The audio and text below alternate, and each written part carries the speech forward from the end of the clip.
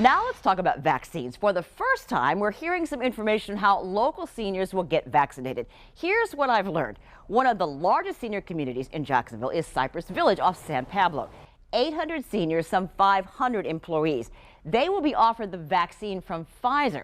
Cypress has partnered with CVS to administer the shot. So how is all that going to work? I'm getting my information from Susan McLean, RN and Resident Service Director at Cypress. She says the Department of Defense will actually truck the vaccines to hospitals to keep them cold because, as you've heard, the Pfizer vaccine has to be stored at minus 94 degrees. From there, Cypress will set up vaccine clinics. Just like with flu shots, people will sign up. 2 doses, 3 weeks apart. 7 days after that second dose, immunity to the coronavirus should kick in. Success rate said to be better than 94%.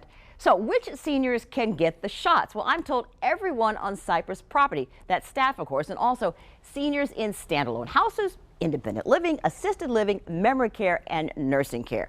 So when will the vaccines come? That, of course, is the big question. Cypress is waiting on an emergency use order. According to the Washington Post, the first vaccines could go out in mid-December, but that's not in concrete yet.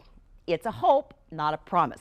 Cypress giving me this statement, quote, "We hope the availability of the vaccine will bring some peace of mind to not only our Cypress Village residents and staff, but also to their loved ones."